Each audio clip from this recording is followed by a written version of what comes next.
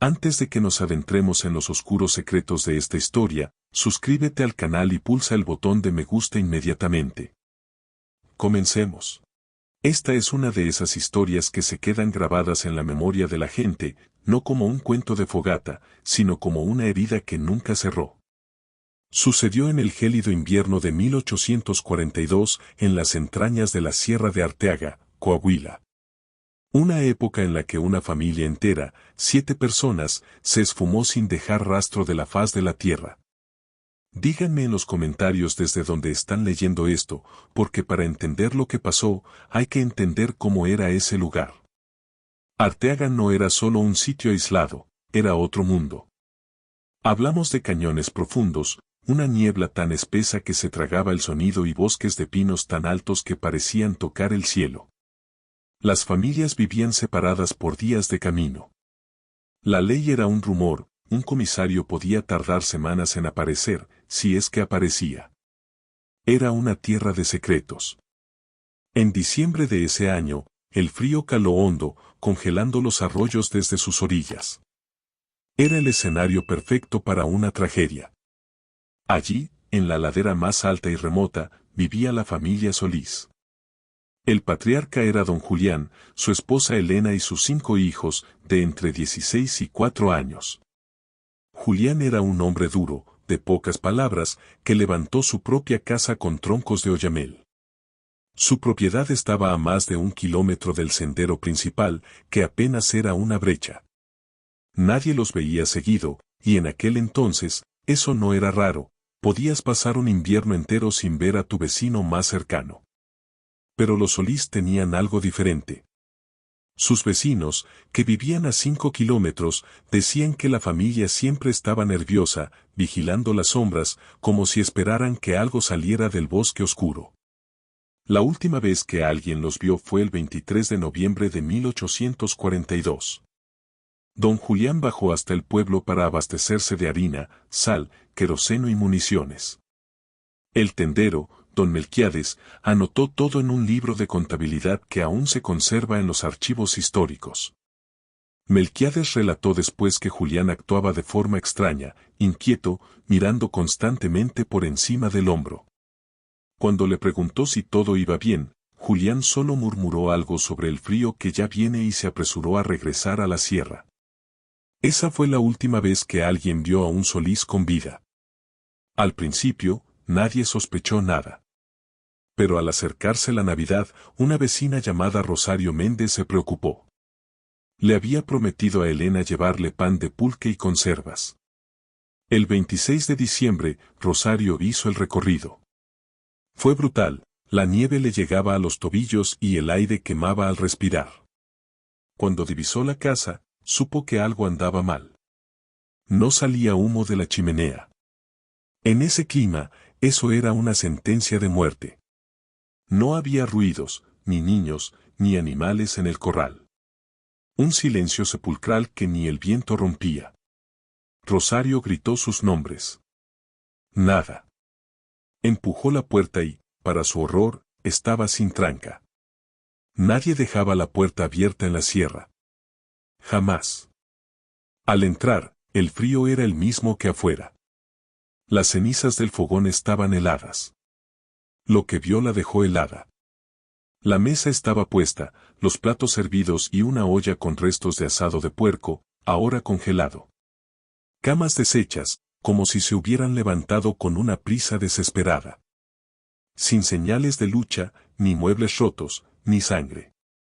Solo vacío. Rosario huyó aterrorizada. Corrió de vuelta y avisó a su esposo, quien reunió a 3 hombres armados para regresar al anochecer. Registraron todo, la casa, el granero, el gallinero. Y ahí descubrieron lo imposible, los animales también se habían ido. 2 vacas, un caballo y las gallinas desaparecieron. Pero no había huellas en la nieve, ni rastro de que algo hubiera entrado o salido. La noticia llegó a oídos del comisario de la región, don Valeriano Rocha, un hombre que en 15 años lo había visto todo. Trajo a 2 ayudantes y peinaron la zona por 3 días. Nada. Ni cuerpos, ni violencia, una familia y su ganado evaporados como la niebla. Sin embargo, en el suelo de tierra del granero, encontraron marcas extrañas, como si algo pesadísimo hubiera sido arrastrado. Pero las marcas terminaban abruptamente en medio del sitio. No iban hacia la salida. Era como si lo que fuera que arrastraban hubiese sido levantado directamente hacia el cielo. Interrogando a los pocos que conocían a los Solís, surgió un testimonio escalofriante. Un cazador llamado Ezequiel Quirós dijo que, 2 semanas antes, oyó gritos agudos y desesperados que venían de la propiedad. No fue a investigar por el miedo que le daba ese lugar. Otro vecino, el viejo don Jacobo, juró haber visto luces azuladas y pálidas flotando entre los pinos en noviembre. Y luego estaba el detalle de la sal. Don Julián había comprado sacos y sacos de sal de roca. Mucha más de la necesaria para cocinar. ¿Para qué quería tanta sal un hombre que parecía estar viviendo un terror absoluto? En enero, 20 voluntarios recorrieron un radio de 25 kilómetros. Al quinto día, en un barranco oculto, encontraron un retazo de tela, era el vestido de la pequeña Lucita, la hija de 4 años. Estaba roto y manchado, pero no de sangre, sino de algo oscuro y pegajoso que nadie pudo identificar. A pesar de la búsqueda, no hallaron ni un solo hueso. Lo que sí hallaron, semanas después, fue el diario de Elena Solís, encontrado por un trampero cerca de un arroyo congelado. Aunque dañado por el agua, las palabras de Elena revelaban un pánico sofocante. ¿Quieren lo que hemos escondido? Julián dice que debemos irnos, ¿pero a dónde? Nos encontrarán en cualquier parte. La última entrada, del 21 de noviembre, escrita con mano temblorosa, decía simplemente: están llamando a la puerta. El comisario Rocha, decidido a encontrar qué era lo que habían escondido, regresó a la cabaña y la desmanteló. Bajo una piedra suelta en la chimenea, halló un hueco. Dentro, envueltos en hule, había documentos viejos, títulos de propiedad de tierras en Veracruz, cerca de la costa, fechados en 1823 a nombre de un tal Sebastián Valdés. Junto a los papeles había cartas que hablaban de una historia oscura. Sebastián Valdés, el abuelo de Julián, cuyo nombre real era Tomás Valdés, había estafado a familias nativas de la costa para quitarle sus tierras. Una de las cartas advertía: hay fuerzas aquí que la ley no controla. Vete, Sebastián. Julián había cambiado su apellido y huido a Coahuila para escapar de ese pasado, pero el pasado lo había alcanzado. Rocha viajó hasta Veracruz buscando respuestas. En un pueblo llamado Río Negro, los habitantes se santiguaban al oír el nombre de Valdés. Un anciano le contó que la familia afectada, los Pardo, no eran colonos comunes. Practicaban rituales antiguos, una mezcla de tradiciones del viejo mundo y conocimientos de la selva. Cuando Valdés los robó, ellos no buscaron jueces, lanzaron una maldición. El comisario buscó a los Pardo en la montaña. Encontró una choza de piedra donde una mujer ciega y de piel como pergamino lo recibió. Al escuchar la historia de los Solís, ella solo dijo una frase que le heló la sangre. La deuda está saldada. Antes de continuar, si estás listo para ser cómplice en cada misterio que desenterremos, suscríbete al canal y pulsa el botón de me gusta inmediatamente. Y sigamos con la historia. Rocha regresó a Arteaga destrozado. No podía poner maldición en un informe oficial. Para abril de 1843, el pánico era total porque otras 3 personas que habían entrado a la cabaña también desaparecieron. En mayo, Rocha dio la orden: quemar la propiedad de los Solís. Oficialmente fue por seguridad pública, pero la verdad es que quería borrar la mancha de la tierra. Testigos aseguran que, mientras la cabaña ardía como una cicatriz naranja en la montaña, se escuchaban voces gritando desde el fuego, aunque allí no había nadie.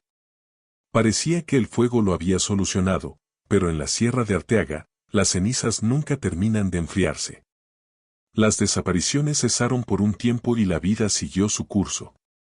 El comisario Rocha se jubiló 12 años después, Cuentan que se volvió un hombre huraño que bebía mezcal en silencio, siempre mirando hacia las cumbres del este con un terror que no lograba ocultar. La historia de los Solís pasó a ser una leyenda local, un cuento para asustar niños.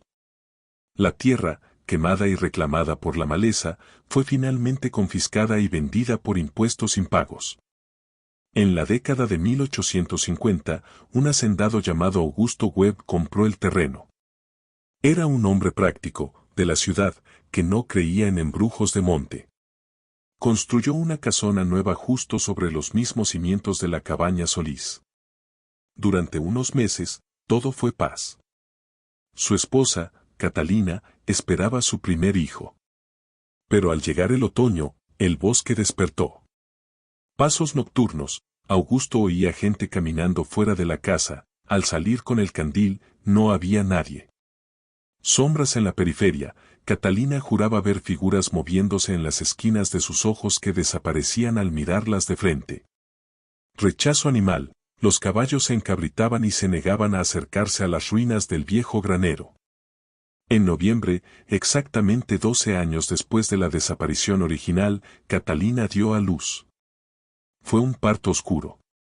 La partera huyó de la casa murmurando sobre marcas extrañas en la piel del recién nacido, símbolos tallados que no parecían de este mundo. El bebé murió a los 3 días. 2 semanas después, Catalina empezó a gritar, decía que había 5 niños pálidos, con ropa de otra época, golpeando los vidrios de su ventana. Una noche, Augusto también los vio. Sin decir palabra, empacaron lo que pudieron y abandonaron la propiedad al amanecer. Nunca volvieron. Durante los conflictos de mediados de siglo, un destacamento de 23 soldados llegó a la propiedad buscando refugio. No sabían nada del pasado. La primera noche, 2 centinelas se esfumaron de sus puestos. La segunda noche, 3 más desaparecieron sin un solo disparo. El capitán Morrison ordenó fogatas permanentes. Los hombres escuchaban a decenas de personas rodeándolos en la oscuridad, pero las antorchas no revelaban nada. En la tercera noche, el pánico rompió al grupo. Huyeron ciegamente por el bosque. El informe oficial habló de guerrillas, pero el diario de Morrison describía figuras pálidas emergiendo de los árboles. De los 23 soldados, solo 16 aparecieron. 7 más habían sido reclamados por la tierra. En 1923, un joven historiador llamado Robert Sacher decidió investigar el caso. Sacher rastreó el linaje de los Valdés, los Solís, y encontró un patrón aterrador: la tragedia perseguía a cada generación. El padre de Julián había desaparecido en 1836, 3 primos se esfumaron en 1857. La maldición era una cadena. En el verano de 1925, Sacher fue a la propiedad. Cavó bajo las piedras ennegrecidas de la chimenea original y encontró los huesos. Estaban a 60 centímetros de profundidad, dispuestos en un orden ritual. Halló 7 cráneos, 2 grandes y 5 pequeños. Pero lo más perturbador no fue el hallazgo, sino las marcas. Los huesos tenían símbolos intrincados tallados profundamente, no por violencia, sino como parte de un rito. Sacher supo que esto era el descubrimiento de su vida, pero nunca pudo publicarlo. Empezó a tener pesadillas y, una semana después, su auto se desvió de la carretera sin motivo. Quedó lisiado y, aterrorizado, selló todas sus notas en una caja con la orden de no abrirla jamás. En 1974, 5 estudiantes acamparon en el lugar. Sus grabadoras de audio captaron una cacofonía de susurros: no pertenecen. La deuda. A las 2 de la mañana, vieron a los 5 niños Solís deslizándose entre los pinos con ojos completamente negros. Huyeron dejando todo su equipo. Cuando uno de ellos, Michael Torres, regresó días después, encontró sus cámaras y cintas apiladas en un patrón espiral perfecto en el centro de las ruinas. En 1996, el documentalista David Brennan encontró la caja de Sacher. Siguió el mapa y regresó a la fosa. Al excavar los huesos centenarios, encontraron algo imposible, un broche de metal oxidado con el nombre de Jennifer Walls, generación de 1976. ¿Cómo llegó un objeto de los años 70 a estar enterrado bajo huesos de 1842? El equipo fue rodeado por docenas de figuras inmóviles que solo eran visibles al ojo humano, pero no a través del lente de la cámara. Huyeron por sus vidas. Años después, una anciana descendiente de los Pardo, la familia de Veracruz, reveló la verdad en una carta. Sus antepasados no solo maldijeron a los Valdés, vincularon la deuda a la tierra. El ritual abrió un agujero en la realidad. La familia Solís no fue asesinada. Fueron el primer pago. Se convirtieron en los guardianes de ese portal, atrapados entre dos mundos para sellar algo mucho peor que intentaba cruzar. Cada soldado, cada estudiante y cada curioso que desapareció después no fue una víctima al azar, fueron reclutados para fortalecer el sello. Hoy, esa zona de la Sierra de Arteaga es un área protegida donde ningún animal entra. El ciclo de 7 años continúa. La última evidencia es una foto de 2022 recuperada de una cámara perdida. En ella, no se ven ruinas, sino la cabaña original de los Solís, nueva y reluciente, con humo saliendo de la chimenea y una luz amarilla invitando a pasar. La deuda ha sido saldada, o eso es lo que queremos creer. Si esta historia te heló la sangre y te hizo mirar 2 veces hacia las sombras de tu habitación, no dejes que el misterio se pierda en el olvido. Dale me gusta a este video para ayudarnos a mantener viva la memoria de los que la montaña reclamó, y suscríbete al canal para que no te pierdas el próximo descenso a los rincones más oscuros de nuestra historia. Al activar la campana, te aseguras de ser el primero en entrar, pero recuerda, bajo tu propio riesgo. Gracias por acompañarnos hasta el final, por escuchar los susurros de la sierra y por ser parte de esta comunidad de buscadores de la verdad. Nos vemos en el próximo misterio, si es que la montaña nos permite volver. Dios los bendiga.